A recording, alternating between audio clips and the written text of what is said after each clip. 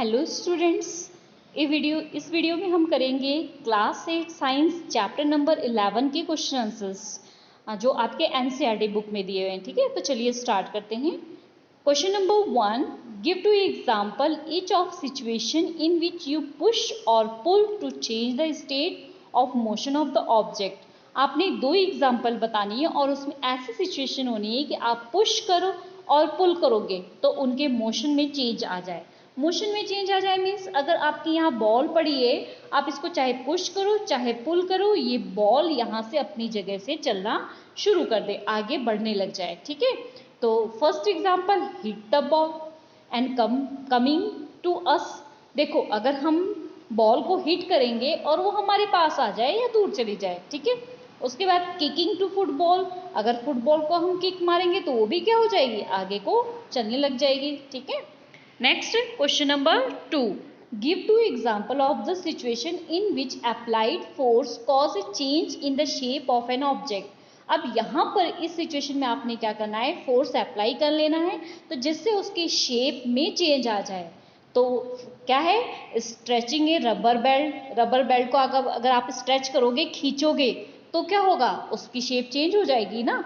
ठीक है, reshaping clay to make toys, अगर आपके पास क्ले है तो आप उसके जो है टॉयज छोटे छोटे बना सकते हो उसकी शेप चेंज करके। ठीक है, मीन्स यहाँ पर हमने फोर्स लगाया और फोर्स लगाने पर हमने उसकी क्या कर देनी है, शेप चेंज कर देनी है। आप कोई भी एग्जाम्पल लिख सकते हो। ठीक है, जरूरी नहीं है जो हमने आंसर्स यहाँ लिखे वही लिखो। नेक्स्ट क्वेश्चन है question number 3, to draw water from a well we have to dash at the rope. अगर हमें जो है कुएं से पानी को खींचना है तो हम क्या करेंगे, तो हम रस्सी को क्या करेंगे, अगर हमारा ये कुआं है, ठीक है, ये वेल है हमारा और यहाँ से इस बाल्टी को हमने जो है इस रस्सी से खींचना है तो हम इसको खींच रहे हैं मीन्स क्या कर रहे हैं, पुल कर रहे हैं। ठीक है, तो यहाँ पर क्या आएगा, का पुल। ठीक है, a charged body dash and uncharge body toward it. एक चार्ज बॉडी और एक अनचार्ज बॉडी एक दूसरे को क्या करती है, अट्रैक्ट करती है। ये याद रखना, चार्ज और अनचार्ज बॉडी एक दूसरे को अट्रैक्ट करती है और अगर दोनों ही चार्ज बॉडी हो तो एक दूसरे को क्या करेंगे, रिपेल करेंगे। ठीक है, समझ आ गई इतनी बात। चलिए नेक्स्ट क्वेश्चन देखते हैं। नेक्स्ट है हमारा सी है to move a loaded trolley we have to. एक ट्रॉली है, फॉर एग्जाम्पल ये आपकी एक ट्रॉली है। ठीक है, ये पहिए लगे हैं, समझ जाना ऐसे ही। ठीक है, इस ट्रॉली में आपका बहुत सारा सामान भरा हुआ है तो इस ट्रॉली को हम क्या करेंगे, आगे ले जाने के लिए हम इस ट्रॉली को पुश करेंगे ना, यहाँ से धक्का लगाएंगे तभी ये ट्रॉली आगे को बढ़ेगी। ठीक है, तो क्या लिखना है, to move a loaded trolley we have to push, हम उसमें क्या करेंगे, पुश करेंगे। ठीक है, next, the north pole of a magnet, यहाँ से देखते हैं, the north pole of a magnet dash the north pole of another magnet. एक मैग्नेट का नॉर्थ पोल है, दूसरे मैग्नेट का भी नॉर्थ पोल है। तो ये चीज आपने क्लास 6 में अच्छे से क्लियर की होगी। क्या है, नॉर्थ पोल और नॉर्थ पोल, अगर दोनों पोल क्या होते हैं, सेम पोल होते हैं, कोई भी सेम पोल होंगे तो वो एक दूसरे को रिपेल करेंगे, चाहे साउथ हो और साउथ हो, चाहे नॉर्थ और नॉर्थ हो। और अगर अलग अलग है, नॉर्थ है और साउथ है, तो ये एक दूसरे को क्या करेंगे, अट्रैक्ट करेंगे। ठीक है, तो यहाँ पर हमें क्या दिया है, नॉर्थ और नॉर्थ दोनों सेम पोल दिए हैं तो ये एक दूसरे को क्या करेंगे, रिपेल करेंगे। ठीक है, नेक्स्ट है क्वेश्चन नंबर 4। क्वेश्चन नंबर 4 में आपको ये दिया गया है कि एक धनुष और बाण है। ठीक है, तो उसको आपने क्या किया है, उसको आपने यहाँ पे कुछ कुछ सिचुएशन दी हुई है, उस सिचुएशन पे आपने यहाँ पर ये स्टेटमेंट पढ़नी है और यहाँ पर ये ऑप्शंस दिए हुए, आपको ये करना है कि यहाँ पर कौन सा ऑप्शन जो है वो सही टर्म में है। तो टू स्ट्रेच द बो, ठीक है, archer apply a force that cause a change in it. जब उसने धनुष में बाण को खींचा, ठीक है, जो धनुषधारी होता है उसने खींचा, तब क्या होगा, जब हम उसको खींच रहे हैं तो उसकी धनुष की शेप में क्या हो रहा है, चेंज आ रहा है। ठीक है, तो हम यहाँ पर हमारे पास ऑप्शन कौन सा सही है, शेप, उसकी शेप क्या हो रही है, चेंज हो रही है। ठीक है, इस तरीके से नेक्स्ट है B, the force applied by the archer to the stretch the bow in an example of, अगर फोर्स अप्लाई कर रहे हो और बो को स्ट्रेच कर रहे हो, खींच रहे हो, ठीक है, तो कौन सा फोर्स अप्लाई हो रहा है? देखो हम हाथ लगा के उसको खींच रहे हैं ना, इसलिए वहां पे कौन सा फोर्स अप्लाई हो रहा है? कॉन्टेक्ट फोर्स, हाथ लगा के खींच रहे हैं ना, टच के द्वारा जो फोर्स अप्लाई हो वो क्या होता है? कॉन्टेक्ट फोर्स, ठीक है। अब एक type responsible the change the motion of the arrow, अब एरो को छोड़ दिया, एरो आगे को भाग गया, तो उसमें कौन सा फोर्स अप्लाई हुआ? सबसे पहले तो जब आपने एरो को खींचा था, ठीक है, तो उसमें कौन सा फोर्स अप्लाई हो रहा था? मस्कुलर फोर्स, ठीक है। अब उसके बाद जो एरो है वो क्या कर रही है? मूव किया टारगेट पॉइंट के पास, तो उसमें कौन सा चेंज आया? तो सबसे पहले तो ड्यू टू, अगर टारगेट पॉइंट के पास जा रही है तो सबसे पहले उसमें एक तो ग्रेविटी थी और दूसरा उसमें क्या था? फ्रिक्शन था, ठीक है। जहां पर वो अपने टारगेट पॉइंट के पास पहुंचा तो उसमें से एक तो ग्रेविटी लगी, ग्रेविटी के फोर्स के कारण वो आगे की तरफ आगे जा रहा था, और वो नीचे की तरफ, हम बाढ़ को छोड़ते हैं तो वो क्या जाके आगे जाके नीचे गिर जाता है ना, तो ग्रेविटी की तरह से। और एयर में क्या होती है? फ्रिक्शन होती है, जिसकी वजह से वो आगे जाके गिर जाएगा, ठीक है। नेक्स्ट है क्वेश्चन नंबर 5। क्वेश्चन नंबर 5 में आपको कुछ प्रोसेसेस दिए हैं, ठीक है, उसमें आपको बताना है कि इसमें कौन सा ऑब्जेक्ट और किस पर इफेक्ट लग रहा है, ठीक है, और इसका एजेंट क्या है। तो देखो सबसे पहले आपको दिया है squeezing a piece of lemon between the finger to the extract its juice, हमने हाथ से नींबू को क्या करना है? निचोड़ना है।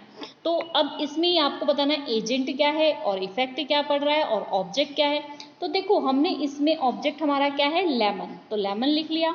एजेंट क्या है? हम फिंगर से उसको निचोड़ रहे हैं, ठीक है। और इफेक्ट क्या हो रहा है कि जूस जो है फोर्स के थ्रू बाहर आ रहा है, ठीक है, समझ आया। नेक्स्ट है taking out paste from the toothpaste tube, तो ऑब्जेक्ट क्या है? टूथपेस्ट ट्यूब, हमने किससे उसको पुश किया? फिंगर से, और टूथपेस्ट जो है वो फोर्स के थ्रू बाहर आया है, ठीक है। A load suspended from the spring while its other end is one a hook fix to a wall, मतलब एक स्प्रिंग है वहां पर एक हुक फिक्स किया हुआ है, ठीक है, तो ये बताना है। तो हमारा ऑब्जेक्ट क्या है? स्प्रिंग है, और उसका एजेंट क्या है? हमने यहाँ पर इस हुक में एक लोड किया है ना, कुछ लोड, कुछ भारी चीज जो है वो लगा दी है, ठीक है, यहाँ पे ली दिया ना लोड, ठीक है। तो अब क्या हुआ? एक्सपेंशन ऑफ स्प्रिंग, स्प्रिंग क्या हो गई है? फैल गई है, ठीक है। नेक्स्ट, एक एथलीट है, हाई जंप लगा रहा है, उसने क्लियर कर दिया बार को सर्टेन हाइट से, तो यहाँ पर ऑब्जेक्ट एथलीट जो बॉय है वो है, और एजेंट क्या है? एथलीट है, और वो कर क्या रहा है? जंप करके बार को ओवर कर रहा है, ठीक है। Next is question number 6. A blacksmith hammered a hot piece of iron while making a tool. How does the force due to the hammering affect the piece of iron? एक blacksmith है, means जो लोहे का काम करता है, वो tool बना रहा है लोहे का, ठीक है, तो उस पर हैमरिंग कर रहा है, मतलब उससे हैमर से बहुत पीट के बना रहा है। तो जो है, तो क्या हो रहा है? अगर वो इस तरीके से फोर्स लगा रहा है, हैमरिंग कर रहा है, तो क्या हो रहा है? The force due to hammering change the shape of the piece of the iron, जो आयरन का पीस रखा हुआ है उस पर अगर हैमरिंग कर रहे हैं तो उसका शेप क्या हो जा रहा है? चेंज हो जा रहा है, ठीक है। Next question number 7. An inflated balloon was pressed against a wall after it has been rubbed with a piece of synthetic cloth. एक बैलून है, उसको हमने क्या किया है? एक सिंथेटिक क्लॉथ के साथ खूब रब किया है, उसके बाद हम दीवार के पास लेके गए। It was found that the balloon is stick to the wall, and what force might be responsible for the attraction between the balloon and the wall? तो वो जो बैलून है वो दीवार पर चिपक जा रहा है, अब आपको बताना इनके बीच में कौन सा फोर्स लग रहा है। तो the force which the responsible for the attraction between the ball and the wall, electrostatic force. अगर हम किसी चीज में रब कर रहे हैं और उसके अंदर जो है फोर्स प्रोड्यूस हो रहा है, उसके अंदर क्या होते हैं? आयंस आ जाते हैं, पॉजिटिव नेगेटिव चार्जेस आ जाते हैं, जिसकी वजह से वो अट्रैक्शन होने लग जाता है अपोजिट चार्जेस के पास, ठीक है। तो वहां पे क्या होता है? Electrostatic force.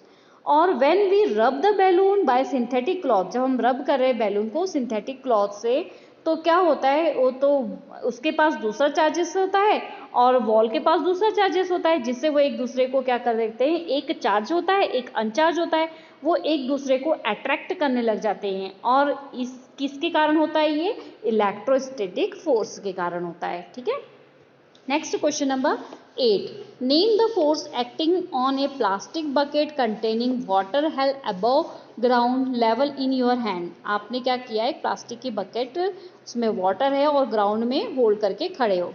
अब डिस्कस करना है कि कौन सा फोर्स एक्टिंग हो रही है बकेट पे, not bring the charge in its state of motion, motion में नहीं है ये। ठीक है, तो सबसे पहले तो हम बकेट को नीचे से ऊपर की तरफ खींचा हुआ है, तो इसका मतलब हम ग्रेविटेशन फोर्स के अकॉर्डिंग हमने उसके फोर्स लग रहा है, हम बकेट को ऊपर खींच रहे हैं पर वो फोर्स के कारण हमें भारी लग रही है ना, वो नीचे को जा रही है। ठीक है, दूसरा हमने अपने मसल्स, हमारे जो हाथ हैं उसमें मसल्स हैं, वो फोर्स अप्लाई किया है।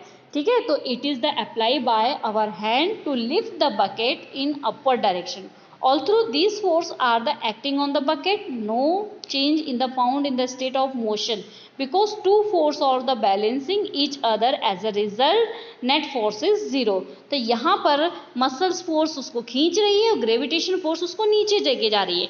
इसका मतलब दोनों ही फोर्स बराबर लग रही है, जिससे फोर्स क्या हो गई है, अगर हम फोर्स को बैलेंस करेंगे तो फोर्स क्या हो गई है, 0। ठीक है, next question number 9, a rocket has been fired upward to launch a satellite. एक रॉकेट है, उसने लॉन्च किया और वहाँ से सैटेलाइट लॉन्च हुआ। ठीक है, वो ऑर्बिट में गया। अब दो फोर्स बताने हैं कि जो रॉकेट पे अप्लाई हुआ है लॉन्चिंग के टाइम। ठीक है, तो फर्स्ट जब रॉकेट आगे को बढ़ा तो उसमें कौन सा फोर्स लगा, फ्रिक्शनल फोर्स। एयर में भाग रहा है तो एयर उस पर क्या लगा रही है, फ्रिक्शन लगा रही है, उस पर घिस रही है ना। और दूसरा जो ग्रेविटी है अर्थ की, वो उसको नीचे की डायरेक्शन में क्या कर रहा है, फोर्स लगा रहा है, खींच रहा है। ठीक है, नेक्स्ट क्वेश्चन है question number 10, when we press the bulb of a dropper with its nozzle capped in water. ठीक है, एक बल्ब को हमने डाला, ड्रॉपर, जो ड्रॉपर का बल्ब होता है ना, कैसे ऐसे होता है ना, कुछ ऐसे होता है ये, रुको ऐसे नहीं, ये ड्रॉपर है। ठीक है, और इसके ऊपर ऐसे बल्ब लगा होता है। ठीक है, उसको हमने क्या किया, पानी में डाला।